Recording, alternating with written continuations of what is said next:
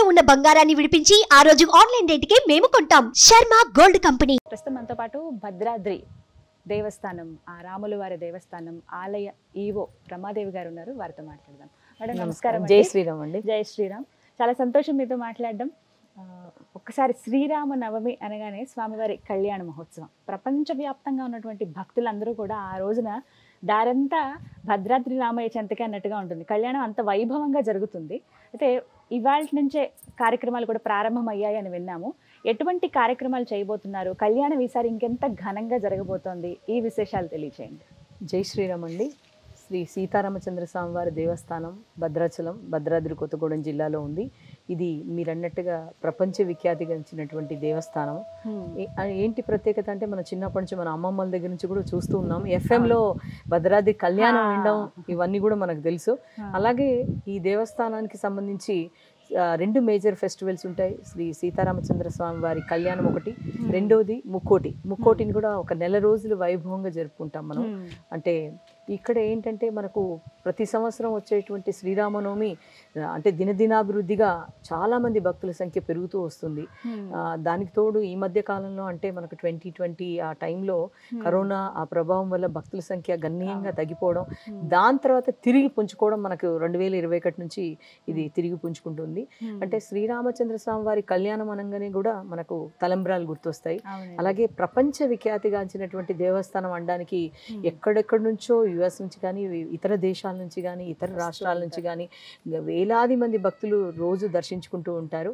మనకు సంబంధించినటువంటి సీతారామచంద్ర స్వామి వారి దగ్గరికి వచ్చి వారు వివిధ పూజల్ని, అందుకే మేము వారికి అందరికీ కూడా అందుబాటులో ఉండడానికి ఆన్లైన్లో వెబ్సైట్లో కూడా 24 పూజల్ని కూడా మేము ఉంచడం జరిగింది. అలాగే ఇంతకుముందు అకామిడేషన్ మామూలుగా జనరల్గా ఇక్కడికి వచ్చి బుక్ చేసుకునేవారు, ప్రైవేట్వి అవి తెలియకపోవడం వల్ల చేసుకునేవారు. ఇప్పుడు ప్రస్తుతం మేము వచ్చే భక్తుల కోసం ఆన్లైన్లోనే మనం బుక్ చేసుకునే సౌకర్యం కల్పించాము. అలాగే తలంబ్రాలను కూడా ఆన్లైన్లో బుక్ చేసుకునే సౌకర్యం కల్పించాము.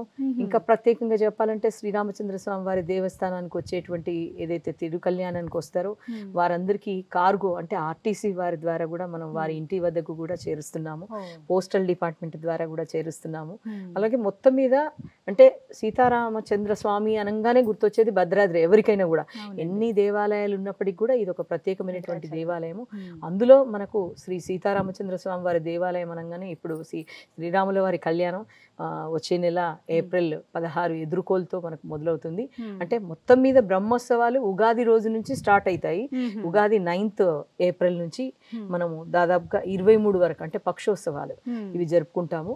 అందులో 16వ తారీఖు ఎదుర్కోళ్ళు, 17వ తారీఖు మనకు తిరుకల్యాణము అంటే బ్రహ్మోత్సవాల్లో ముఖ్యమైనటువంటి దినము మిథిలా స్టేడియంలో మనం జరుపుకుంటాము. అలాగే మిథిలా స్టేడియంలో వెరీ నెక్స్ట్ డే అంటే 18 ఏప్రిల్ రోజున మనం అంటే పటాభిషేకాన్ని కూడా జరుపుకుంటాము. ఇది ఎక్కడా ఉండదు. అంటే ఈ ముహూర్తం కూడా సాయంత్రమో లేదా చాలా ఇదిగా వేరే కానీ ప్రత్యేకంగా మధ్యాహ్నమే అలాంటి ముహూర్తంతో మేము ఈవెన్ రోజు జరిగేటువంటి నిరంతరం నిత్య కళ్యాణాలు చేస్తూ ఉంటారు దేవాలయంలో, అది కూడా అదే ముహూర్తంతో చేస్తారు జనరల్లీ. అలాగే బయటికి ఎక్కడన్నా మేము మాకున్నటువంటి ప్రచార రథం అని ఉంటుంది, దాని ద్వారా కూడా ఈ మన సంబంధించి ధర్మమత ప్రచారం కోసం పంపించే దగ్గర కూడా మేము ఉదయం మాత్రమే అంటే మధ్యాహ్నం లోపే కళ్యాణం అనేది రాముల వారి లగ్నం ప్రకారంగా మనం జరుపుకుంటాం అనమాట. దీనికి సంబంధించి మనము సీతారామచంద్ర స్వామి వారి దేవస్థానానికి పెద్ద ఎత్తున భక్తులు వచ్చే అవకాశం ఉంది. మనందరికీ తెలుసు ఆర్టీసీ బస్సు సౌకర్యాలు ఇవన్నీ కూడా పెరిగిపోయాయి కాబట్టి దాదాపుగా 50-60 వేల కంటే ఎక్కువ ఉంటారు కానీ తక్కువ ఉండరు. ఈ రోజు మనము దానికి అంకురార్పణగా ఈరోజు ప్రత్యేకంగా 25 అంటే మనకు పౌర్ణిమ కూడా ఉంది మనకు. అందులో మనకి ఏంటంటే హోలీ మనం జరుపుకుంటున్నారు కదా, నిన్నటి నుంచి జరుపుకుంటున్నారు దేశవ్యాప్తంగా. అలాగే ఈరోజు మిగులు అంటే ఈ రోజు ఉదయాన్న మనం అందరం కూడా ఇక్కడ పెద్ద ఉత్సవాన్ని జరుపుకున్నాము. అది ప్రత్యేకత ఏంటంటే రాముల వారు ఈరోజు అంటే ఆయన పెళ్లి కొడుకు చేసిన సందర్భంగా కూడా చెప్పుకుంటారనమాట.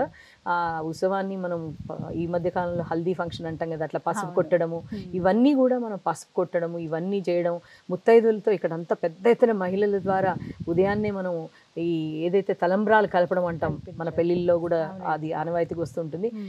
అలాంటి తలంబ్రాలని మనం కలపడం జరుగుతుంది. ఈ కలిపిన తలంబ్రాల నుంచే మనం ఈ తలంబ్రాలన్నింటినీ మిగతా భక్తులందరికీ కూడా శ్రీరామనవమికి మరి ఆ విధంగా కంటిన్యూస్గా చేస్తూ ఉంటాం, కలుపుతూ ఉంటాం. ఆ ప్రత్యేకమైనటువంటి దానికి ఏంటంటే ప్రత్యేకత, గోటితో ఒలిచిన తలంబ్రాలు తీసుకొస్తుంటారు మనకు పక్క రాష్ట్రం నుంచి కానీ వేరే రాష్ట్రాల నుంచి కానీ. అంటే మెయిన్గా ఇక్కడ దగ్గరున్నటువంటి ప్రాంతాల్లో చాలామంది జంగారెడ్డిగూడెం కానీ మిగతా విజయనగరం నుంచి కానీ భూపాలపల్లి నుంచి కానీ గోటితో ఒలిచి, అంటే ఇది ప్రాసెస్ ఏంటంటే మన పంట కూడా దానికోసం ప్రత్యేకంగా పండిస్తారు. దానికి మన ఒక శ్రీమంతము ఇలాంటి ఉత్సవాలు కూడా జరుపుకొని వాటిని తీసుకొచ్చి భక్తి శ్రద్ధలతో, ఇప్పుడు కూడా ఇందాక సాయంత్రం తిరుపతి నుంచి గోటితో ఒలిచిన తలంబ్రాలు తీసుకొచ్చారు. వారి ఇంకా ప్రత్యేకత ఏంటంటే అమెరికా లాంటి దేశాలు, దుబాయ్ ఇంకా మిగతా ప్రాంతాలకు కూడా పంపించి వారి నుంచి మళ్ళీ తిరిగి సేకరించి దేవాలయానికి సమర్పిస్తున్నారనమాట. అంటే ఇంత ప్రత్యేకత కలిగినటువంటి ఈ రోజు ఉత్సవం జరుపుకోవడం. ఇంకోటి ఏంటంటే ఈ రోజు మనం ప్రత్యేకంగా వసంతోత్సవం అని, తర్వాత డోలోత్సవం అని ఈరోజు మనం పైన దేవాలయంలో జరుపుకోవడం జరిగింది. కాబట్టి వేలాది మంది భక్తులు హాజరయ్యారు. అలాగే సాయంత్రం కూడా ఈరోజు ప్రత్యేకత ఏంటంటే 4 గంటలకు 4:30 మధ్యన మనము ఈరోజు ముత్తైదుల కోసమని మనం ఇక్కడ కుంకుమార్చనని కూడా మహాలక్ష్మి అమ్మవారు పుట్టిన దినంగా జరుపుకోవడం జరిగింది. అలాగే సీతమ్మ పుట్టిన సంవత్సరం కూడా ఈ సంవత్సరం. అలాగే మనం ఈ విధంగా అన్ని ఘనంగా జరుపుకుంటున్నాం.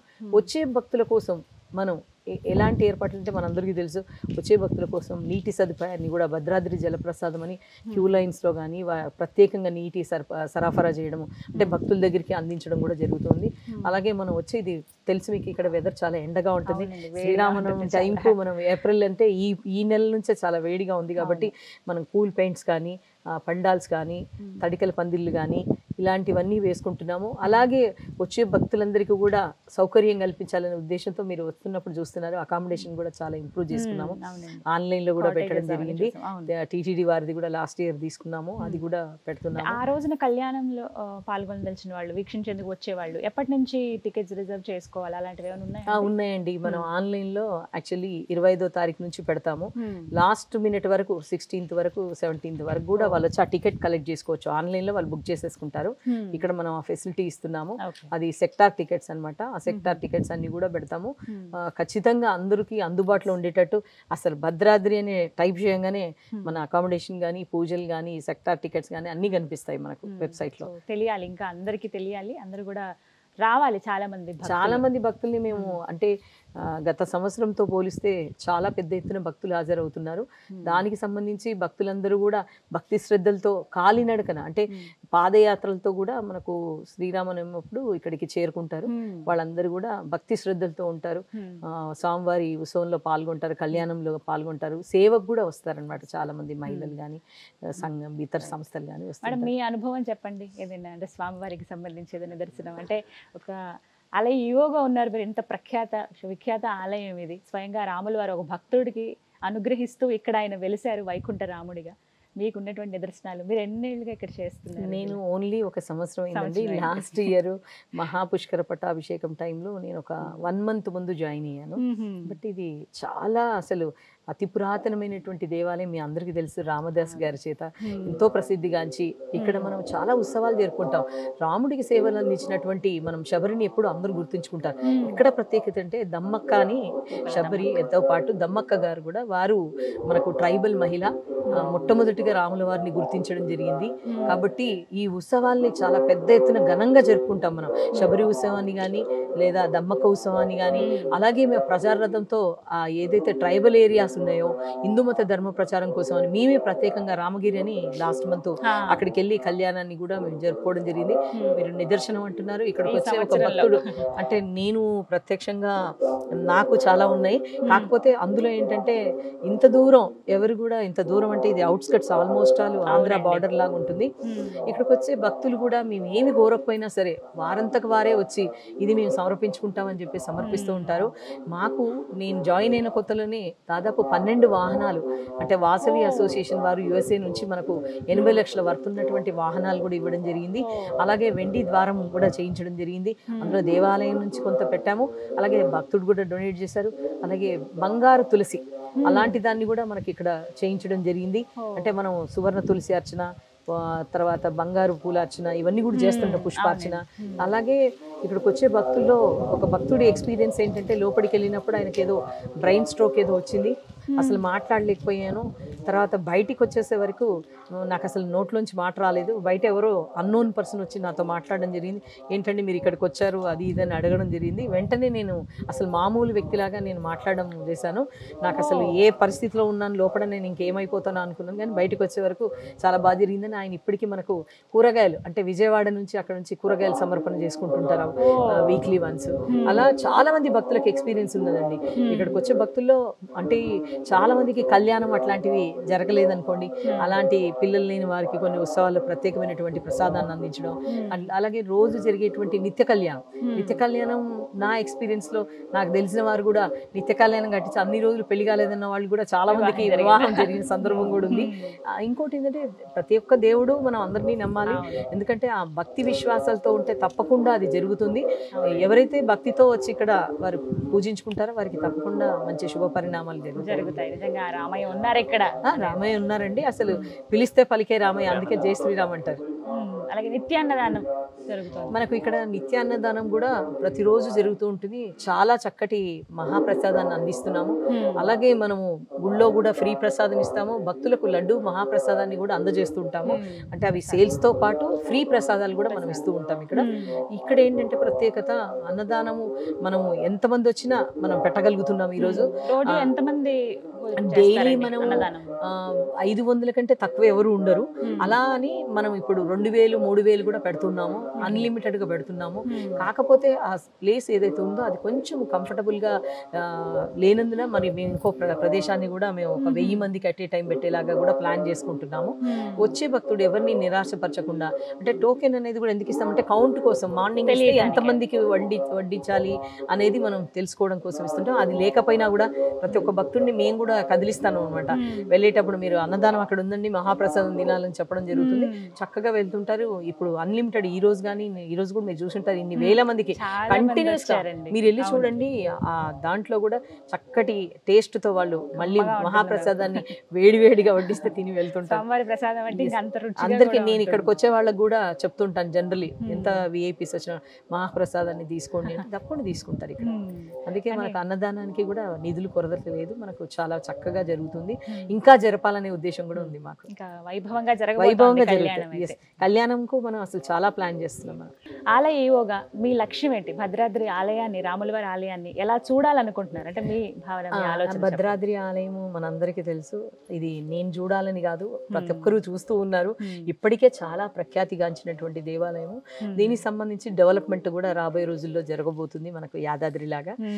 అలాగే మనకి ఇక్కడ వచ్చే ప్రతి భక్తుడికి ఇప్పుడున్న ఫెసిలిటీస్ లో కూడా వచ్చే భక్తుడికి మినిమం ఫెసిలిటీస్, ఒక మంచినీరు అందించడం కానీ, మహాప్రసాదం పెట్టడం కానీ, అంటే షెల్టర్, అంటే వచ్చినప్పుడు భక్తుడు ఇప్పుడు మేము రేపు శ్రీరామనవమికి కూడా బాగానే మేము నది ఒడ్డున కానీ ప్రత్యేకమైనటువంటి ఏకెంట్ స్థలాల్లో కూడా మేము వారికి టెంపరీ షెల్టర్ కూడా మనం ఏర్పాటు చేయడం జరుగుతుంది.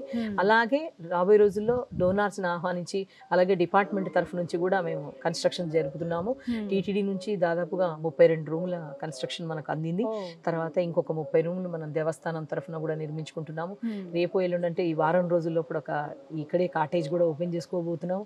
లాస్ట్ శ్రీరామనవమికి కూడా మేము టీటీడీతో పాటు ఇక్కడ ఒక పెద్ద కాటేజ్ ని కూడా రెనోవేషన్ చేసి మళ్ళీ ఓపెన్ చేసుకున్నాము. ఇంకా బాగా అంటే వచ్చే ప్రతి భక్తుడికి కూడా కాదనకుండా, అంటే దర్శనం అయితే మీరు ఎన్ని వేల మంది వచ్చినా కూడా ఆ క్యూ లైన్ ఫెసిలిటీస్ కూడా కొంత మార్చుకోవాలనుకుంటున్నాము. అయినప్పటికీ కూడా ఎక్కడ ఆటంకం కలగకుండా చక్కటి దర్శనం అవుతుందండి. అసలు ఎవరు కూడా ఇక్కడ ప్రత్యేకమైనటువంటి డ్రెస్ కోడ్ ఉంటుంది. డ్రెస్ కోడ్ ఉన్న వాళ్ళకి లోపలి వరకు వెళ్తారు, లేదా స్వామివారి అక్కడ మెయిన్ అక్కడ ఎక్కడికి వరకు వెళ్ళగలుగుతారో అక్కడ వరకు పంపిస్తాము. అసలు ఇంకా రాబోయే రోజులు నాకు తెలిసి మన దక్షిణ అయోధ్య అని దీని పేరు మామూలుగా కూడా దక్షిణ అయోధ్యగా.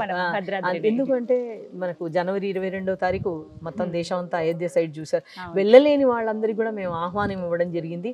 ఇక్కడ పెద్ద ఎత్తున ప్రచారార్థంతో గిరి ప్రదక్షిణ చేయడం, భక్తులందరితో ప్రచారార్థంతో వెళ్ళడం, పెద్ద ఎత్తున కార్యక్రమాలు, దీపోత్సవం కానీ ఇవన్నీ జరుపుకున్నాం. మేము ప్రత్యేకమైనటువంటి కార్యక్రమాలు కూడా సెలబ్రేట్ చేసుకున్నాం. అంటే అక్కడికి వెళ్ళలేని వాళ్ళు అంటే టీవీల ద్వారా వీక్షించవచ్చు, డైరెక్ట్ గా ఇక్కడికి రాగలుగుతారు కదా, అక్కడ దాకా మనకు కొంత ఇబ్బందులు ఉండొచ్చు. అప్పుడు ఆ రోజు ప్రత్యేకంగా అప్పుడు అట్లాంటి వారందరికీ కూడా మేము పిలవడం జరిగింది. ప్రత్యేకమైనటువంటి ఏర్పాట్లు అయితే ఎప్పటికప్పుడు అంటే మనం కూడా మోడరేట్గా ఇప్పుడు వచ్చే భక్తుల్ని ఎలా తీసుకురావాలి, ఏమేమి అంటే ప్యాకేజీలు కానీ బస్సెస్ కానీ రూటింగ్లు కానీ, ఇప్పుడు ముత్యాల తలంబ్రాలు అందరికీ ఇక్కడికి వచ్చిన వాళ్ళకి అందించేది, కానీ ఇప్పుడు మనం ఇంటి దాకా చేరుస్తున్నాం కార్గో ఆర్టీసీ సర్వీస్ ద్వారా. అది తర్వాత అది ఓన్లీ శ్రీరామనవమికి చేస్తున్నారు. ఇప్పుడు మేము ఇంకా ఏమనుకుంటున్నాం అంటే శ్రీరామనవమి తర్వాత కూడా మన దగ్గర నిత్య కళ్యాణం జరుగుతుంది. ఆ తలంబ్రాలు ఎప్పటికీ ఉంటాయి మన దగ్గర, కాబట్టి ఖచ్చితంగా ఇది నిరంతర ప్రక్రియగా చేయాలని కూడా మేము అనుకుంటున్నాము. అలాగే అకామిడేషన్ ఇంప్రూవ్ చేసుకోవాలని, ఇంకా వారికి తగినటువంటి ఫెసిలిటీస్ ఇవ్వాలని, ఆలయం మొత్తం కూడా డెవలప్మెంట్ జరగాలని మేము కోరుకుంటున్నాం అనమాట ప్రత్యేకంగా. Thank you so much ma'am. మీ ఆధ్వర్యంలో ఇంకా ఇంకా అభివృద్ధి అనేది జరగాలి, ఇంకా చాలా మందికి తెలియాలి. అంటే ఇప్పటివరకు వస్తున్న వాళ్ళ సంఖ్య కన్నా ఇంకా తెలియాలి. మీరు అన్నట్టుగా వాళ్ళ ఇంటి దాకా ఈ సర్వీస్ అందుతోంది. రాలేని వాళ్ళ కోసం కానీ ప్రతినిత్యం ఆ కళ్యాణ్ అంటే ఆన్లైన్లోనే వాళ్ళంతా ఆన్లైన్ అయిపోయింది. ఆ ఫెసిలిటీ మీరు అందించినందుకు థ్యాంక్ యూ సో మచ్. ఇది ఫస్ట్ టెంపుల్ అనమాట, మనం ముందు స్టార్ట్ చేసాం ఇవన్నీ కూడా. ఈ విధంగా thank you so much ma'am. నమస్కారం. జై శ్రీరామ్. జై శ్రీరామ్. సుమన్ టీవీలో మీ పర్సనల్ అండ్ బిజినెస్ ప్రమోషన్స్ కోసం కింది నెంబర్కి కాంటాక్ట్ చేయండి.